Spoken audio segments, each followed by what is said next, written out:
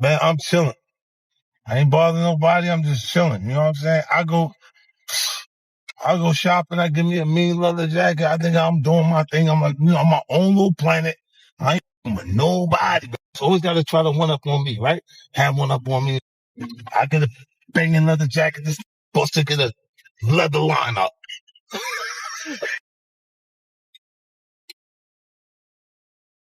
If Busta ever try to phone me, hit you with no delay. So what you saying, yo? Silly with that 9 milli, what the deal, yo? Yeah, I do his shit better than him. He better not play with me.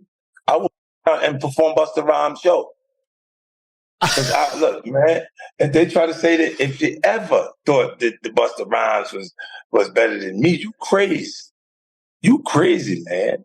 You just looking at this. For weeks, scattered clips and passing comments floated online, easy to ignore on their own. The documentary changes that by threading them into one continuous, escalating story that converges at a critical moment for Busta Rhymes. What begins as surface-level discussion about legacy, influence, and how certain narratives began slowly shifts into a deeper debate about credibility and public perception. In the digital age, once attention locks onto a subject, online discourse can quickly resemble a verdict being formed in real time, loud, relentless, and largely unfiltered. When opinion starts moving faster than verified facts, clarity fades, and separating truth from assumption becomes increasingly difficult. Visual artist. It's always been that. When Busta don't look like Busta, because Busta neck getting big and Busta belly is sticking out. Tell him to change too big. Whoa, man. Tell that nigga change too big. He ain't got no friends. They're not telling him. Busta can't match up with 50. Is you crazy? Put that shit in front of me. Put that shit on the side. Put that shit behind me. Man, he's at a point where he just had a moment and everybody showing their appreciation for his run. Bring up the 50 Cent for bringing us out there with him on that Final Lap tour. Did the first show July 21st. My last show was November 21st. He's still on that same tour. Yeah, man. He don't play with that work. Ever since he first came to Violator and the first Get Rich or Die Trying came out, he was the only one that would jump on a plane like the shit was a cab. This is how he...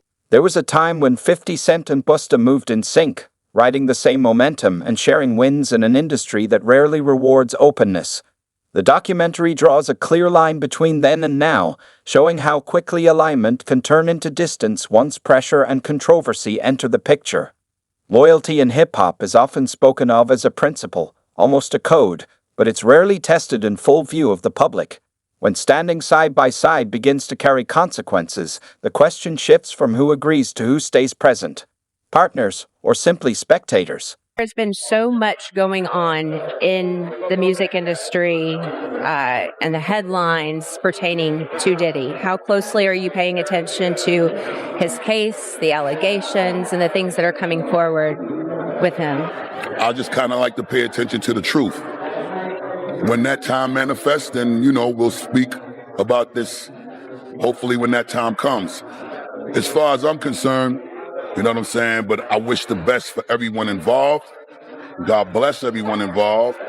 And, I think that we should all kind of be a little more mindful of. One of the most unsettling takeaways doesn't come from what is said, but from how it's shaped. The documentary suggests that today's conflicts are rarely spontaneous. More often, they're engineered for visibility. A comment is trimmed into a clip, the clip settles into a narrative, and that narrative turns into influence. In this environment, accuracy isn't what circulates fastest. Attention does. And when reaction becomes the currency, the deeper question isn't who's telling the truth, but whether honesty still carries any reward. Talking about Busta Rhymes before. Oh, yeah. In some of your videos. Oh, yeah. Super Zest Monster. For sure, bro. That's my thing, bro. Like, this been common knowledge, though. Like, all my promoter homies would always say, man, we got to bring some, we got to bring some, what they call them, I'm not going to say it on here. They call them fun boys. They'll say, we got to have some fun boys in the section for Busta. Because, I bodyguarded for Ghostface Killer before. You feel me? And being around him, you hear things. You feel me? I'm like, damn. And my auntie, like, the biggest Busta Rhymes fan. You feel me? Like, every cookout, she playing it. All his little fast rapping, All of that, him and Craig Mack playing that. Bro, on my soul, I'm out with a group of people. At this time, I was with Don Benjamin. You familiar with him? No, I never heard of him. Model dude, like a model guy. He be doing like some rapping and stuff. His name Don Benjamin. I'm out with Don Benjamin. And the club we ended up going to, Busta Rhymes in there. So it was a little lawyer guy that was with us. And the little lawyer guy we was with, you know, he was a gay dude, super cool, feel me, good guy. The documentary enters sensitive territory when private identity and personal boundaries are transformed into public spectacle. In doing so, it raises a larger cultural question, as hip-hop progressed enough to separate confidence from mockery and critical discussion from the loss of basic dignity. When exposure becomes entertainment, the concern goes beyond preference or style. It becomes a test of whether the culture is prepared to move past easy narratives and reflexive reactions towards something more intentional and responsible. Rhymes wanted him in his section so bad, like, what? Pulled him to the section, like through the rope, and tucked him off in the corner. So I'm looking like, well, he ain't come with us. Well, I know he was in the little group. So if I go out with somebody, like a group of people, I try to make sure everybody get there together and leave together. No, he stayed with them. He stayed in there with them, bro. For sure, bro. You ain't never heard about this before, have you? Bro, that's common knowledge, bro. Like, if you in the mix, bro. If you in the mix, like I've been in the mix, you know this, bro. How long has it been like this known about Busta Rhymes? Well, I knew about this like in 2012. I knew about this in 2012. How can we think nobody else speaks up on it or says anything? Because, bro, these people admire these people so much. They want to make sure they in the section, they at the club, they at the video shoot, they can get backstage. That matter most to them. That matters so much to people. It's crazy. Like, but if you notice, like, it's countless videos of Busta Rhymes getting mad at females for just being girls. The impact reaches well past public image. It seeps into the social fabric, where stigma travels faster and lingers longer than verified truth. When perception is turned into a tool, even moments framed as humor can produce lasting effects, altering how a person is viewed, engaged with, and ultimately remembered. And if a casual joke holds the weight to change a life's trajectory, then it was never harmless in the first place. It was influence presented as amusement. Time he go crazy, throw a drink on her and everything. See what I'm saying? Like, what? Why you getting mad at females? You go to these guys, they in the club, go to their section. It's all men in the section. That ain't weird to nobody. I'm going to the bar, sorry. Text me if it get dangerous. But there's all this club security in here. Like, nothing's finna happen. Nobody want to kill you guys, bro. Like, when I get jobs from people who really got a threat on their life, I move way different. Nobody wants to kill these entertainers like that, bro. Like, when I do my threat assessment, there's never an immediate threat of danger. It's never a situation that they're going to tell me, oh, this person wants to murder me, or this person wants to bring harm on me. It's never like that. Them type of people be normal guys. So I hear somebody say, oh, he's cute, I want him. So when I heard that, I turned around like, man, did he just say that? Man, you got all this jewelry to attract some men in here? You wild. Shocked me. But sure enough. And that was the guy that Busta Rhymes pulled back? He pulled him into the section. And then they walled him off like this man. I'm like, damn. And that little dude was so happy. He couldn't believe that. He was shocked. But man, you ask, bro, anybody that's in the mix, bro, like, you know, bro, most of these dudes, bro, putting on a major act. They don't want to be themselves. That's crazy. They'll get mad at you for buying bottles of champagne to get the girls. They'll get mad, oh, we don't want these bottle rats in our section. What are we here for? Why are y'all here then? What are y'all here for? Just because y'all got booked to be here, okay, but sometimes they not booked. They just in there. So, and what they looking for, it ain't gonna be what you thinking of. On God, seen it. What's up? This is Cam Capone. We got more content like this coming soon, so hit that like button, subscribe, and stay locked in to Cam Capone News. 50 doesn't argue like a diplomat. He moves with the mindset of a tactician. The documentary frames his method as intentional and efficient. Quick strikes, clean framing, and moments engineered for repetition. He understands a hard reality of the digital era. The message that travels farthest often prevails, depth aside. Once laughter takes hold, the narrative has already shifted. And when humor is refined into a means of control, the question stops being about who delivered the punchline and becomes about who ultimately defines the boundary. Rhymes came out, telling people to mind their business when it comes to Diddy, right? You got to realize that Busta Rhymes and anybody in the industry could say what they want to say and speak on what they want to speak. They got a right to do that. Just like we got a right to. He can't tell nobody not to say this, not to say that, when he has the right to say what he want to say. And I guess that's why people coming out on Busta Rhymes saying he's zesty now, because he made comments like that. But I've been around Busta. I know Busta Rhymes. I don't never know him for being like that. But I don't know what other people see, and I'm not going to speak on that. Because I don't care about that. See, a lot of people, if that's all he could give to the people, then that's all he giving to the people. But not one time, did he speak on his relationship with Diddy? Has he been to the Diddy party? Has he been to the after party? Did he say, well, I've never been to an after party, so y'all got to wait to speak on, y'all got to wait to see what they talking about before you... Everything recalibrates once Diddy enters the frame. Not simply as a person, but as a symbol of scale, reach, longevity, and an influence that carries weight.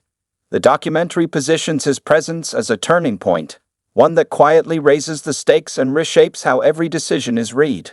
Busta's call for restraint around him fractures public interpretation. For some, it reflects respect for stature and legacy. For others, it reads as prudence shaped by awareness of consequences. In that narrow space, strategy and pressure begin to blur, and the difference between caution and constraint becomes increasingly difficult to define. I say I've never been to an after party. Have I been to the front door of the party? Yeah. Have I been to the after party? Nah, never. Never been to the freak off, son. I mean, since I've been knowing you, you've been consistent about that. So, I believe you, man. But you heard about these reports that Diddy having a hard time selling his Hollywood home? It's not attracting any buyers? It probably wouldn't attract any buyers until after a lot of times when tragedies happen and people be in those type of places with the energy going, it would be around 5 years before they go up on market and resell. Like if somebody murdered in the house, you got to realize they're not going to go in there and somebody say, oh, shit, I want to be here, man. Mama was murdered in here. You understand? Those houses may not go up to sell for like 5 years. Right. And what's going on with Tony Busby? I seen you make a comment saying that he might drop his cases.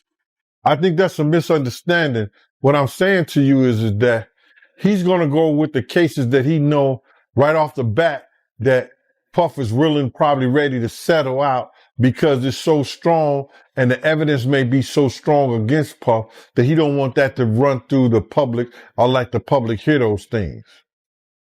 As a lawyer, he's going to say, these cases are strong enough for me to get the quick grab money and go about my business. And then if he gets enough money off of that, he may not have to do the other cases. He may drop the other people. It depends. He's going to go with the strongest cases. The documentary avoids issuing a verdict, but it does invite viewers to face an uneasy truth. How often powerful networks tighten their boundaries when scrutiny arrives. It highlights the quiet patterns that emerge under pressure: guarded loyalty, strategic silence, and carefully measured distance. And as a controversy grows beyond easy control, the reactions around it point to a larger question. Are these choices driven by conviction and courage, or are the instinct to protect oneself when accountability becomes uncomfortable?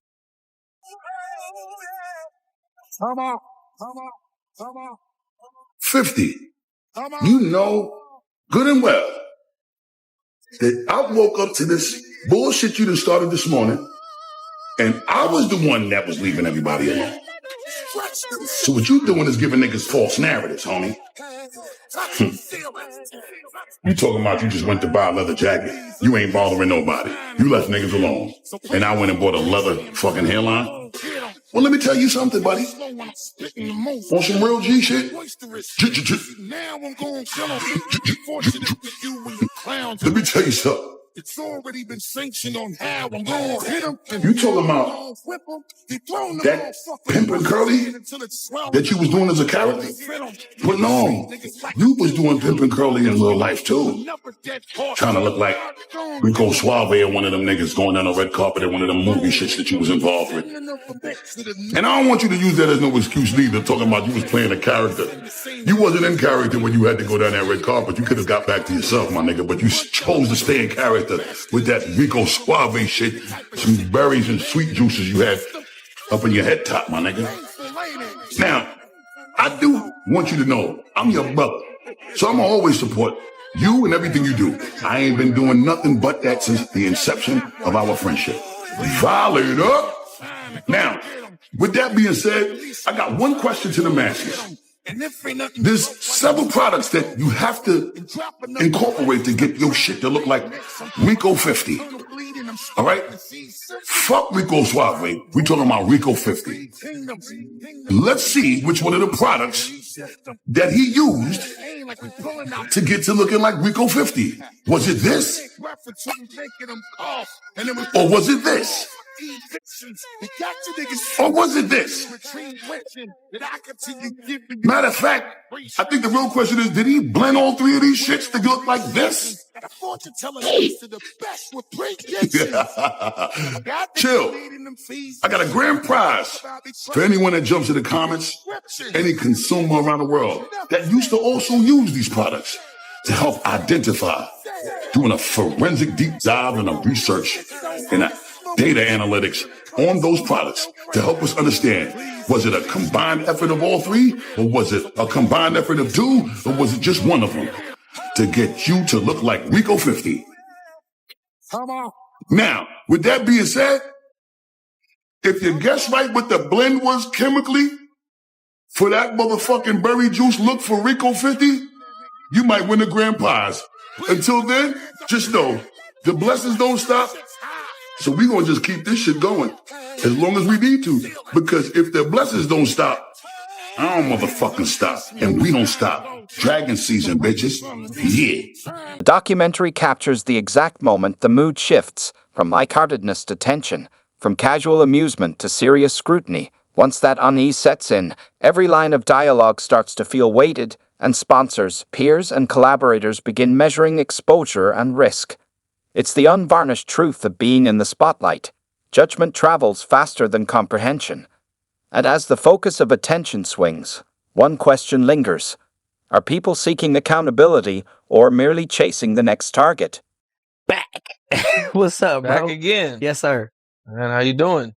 I'm good. I had fun Saturday. It was amazing. I can't remember anything, but it was amazing. I appreciate you for allowing me to sit back with you for a second time for the second interview. You guys say? Yeah, bro. Okay, that's what's up. Yeah. Well, what's going on with you? Okay, so I just got this opportunity, Orlando's World, from what I understand. We're supposed to be doing some cool things. That was an opportunity given to me from you and Flossie. Definitely feel like it's a opportunity to do a 6-month situation before we do the Orlando Brown show. because a lot of people don't want me to do the show per se. There is a Hollywood couch that I have not been on. There is a Hollywood couch that a lot of people spin on and look forward to. Me personally, I haven't been looking forward to do that, but I'm definitely looking forward to do Orlando's World, the Orlando Brown Show, after we see how I handle the podcast. So we're doing a podcast. Mhm. You're gonna have your own podcast on Cam Capone News. Me, you, Flossie. What can people expect? Well, it's the mind of the producers that invited themselves into my life. You got Flossie, got you. You guys have given me some great ideas. What about you and Tekashi 6ix9ine going paintballing? What about you and Jamie Foxx, just you know what I'm saying, just going doing whatever, just wine tasting or something. It's just a podcast, from what I understand, that will change the dynamic of podcasting, because everybody's sitting in their homes and they're getting an astronomical amount of Burger King money. If you work at Burger King, you can make this money sitting in your house if you have the right amount of material, or you have the right person sitting in front of your camera. So you can, anytime that person does well, you do well. Anytime you make some money, they make some money, but you make more. It's just a different situation. Any response to 50? He jokes a lot online. He posts the picture, the video. What were your thoughts? 50's my brother. But 50 also know I'm not going to stop.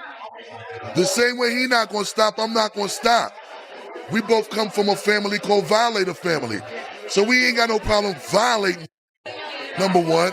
And number two, I think the most important thing about this back and forth with me and him is that people don't lose sight of how important it is to have a sense of humor and it not be some where your skin ain't tough enough to be able to keep it as fun and games.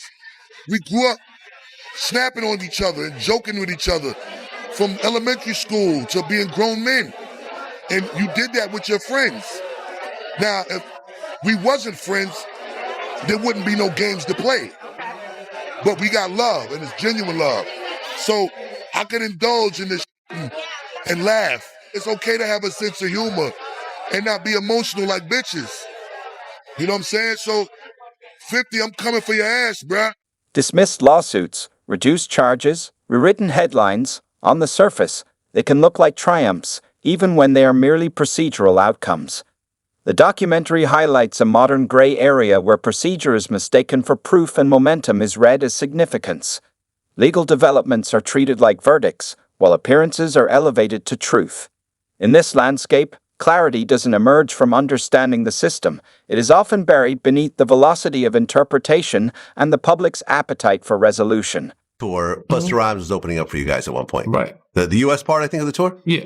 No, he came to some of Europe. Oh, some of the Europe tour? Yeah. Okay. Busta's a legend, by the way. Yes. One of the greatest hip-hop performers, of course, yes. period. Him and Wyclef, I put near the very top out of all performers. Okay. But recently, 50 and Busta were going, having a friendly back and forth. Oh, yeah, they put the picture. Yeah, The I've seen, that's... And 50 put, Busta cannot wear this to humor harmony. Yeah, I mean, you know how 50 is, man. 50's crazy, man. It's all humor, man. That outfit is horrible, I seen Busta post something up? But you see, you know, 50 is crazy. He could dish what he takes. So you fuck with him on who you think is the 5 people? Let's think of the 5 people I would never want to argue with on the internet. 50. Who would you say? Look, hold on. Let me give my 5. 50. Charleston White. Right? I've argued with him before. But he keeps going with Charleston White. Whack 100, you would say? Okay. Who else would you put there? I know 50, Charleston White, Whack 100. Who? Kendrick Lamar? we talking about Instagram. I mean, okay, Instagram. He's not an IG guy. I'm just saying. Kendrick right now. You ain't fucking with Drake right now. Come on, we got to be able to go to Canada. I'm fucking with Drake. I'm a Drake fan. Nah, I felt like it was a good battle, man. No, it was a great battle. Okay, so I see where you're going with this. I'm okay, saying 50, social media. 50, you don't want to fuck with 50 on there. He'll kill you on the gram. I said Charleston White. The law isn't a shortcut or a clever maneuver. It's a deliberate process, and its outcomes rarely satisfy the public's hunger for easy answers. Complexity doesn't translate well in a culture built on instant conclusions. So nuance often gets compressed into narratives that seem conclusive, even when they aren't. And when procedural results are treated as proof of integrity, the question grows sharper. In a world driven by optics and speed, what does genuine accountability truly mean? Back 100 to put up your address and all kinds of 1090, Jake. You think 1090? He'll put out some paperwork on you you didn't even know existed. That's true, too. Yeah. But that's a whole different thing. I'm just saying, like... Boosie. Yeah. Boosie will go hard at you. Yeah. Because remember, Boosie and Blue were going at it. Boosie. And then, unfortunately, Boosie's my man, but I don't agree. He basically pointed out that Young Blue's child, I think, was autistic, and he kind of took a shot at that. I like Young Blue, Boosie. I like both of them. I try to stay out of it. Hopefully, they can work it out. You know. Yeah. They both got a lot of money. I kind of stay out of their issues, but if they fuck with Blue hard, and niggas fuck with Boosie hard, but how it's the industry. You just stay out the way. You stay out of people's beef. When I got beef, I don't expect nobody to jump in anything for me. Yeah, me too. It is what it is. It is what it is. Yeah. But you know how the industry is. You have to choose a side. Unfortunately. Right. And trying to be neutral sometimes gets you messed up on both sides. Right. Both people stop fucking with you by being neutral.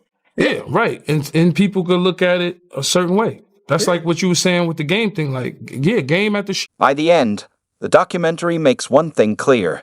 The real conflict isn't 50 versus Busta, nor even the looming presence of Diddy. It's the system that transforms private moments into public spectacle. Power networks, calculated silence, strategic alliances, and viral amplification all converging to create realities that are crafted, not uncovered. Hip-hop shows itself as more than music or culture. It becomes influence in motion, strategy layered over rhythm. The tension lands sharp and unresolved. Everyone claims to seek the truth, but few can bear its weight. And when honesty threatens status, leverage, or survival, the question remains, who is truly willing to speak it aloud?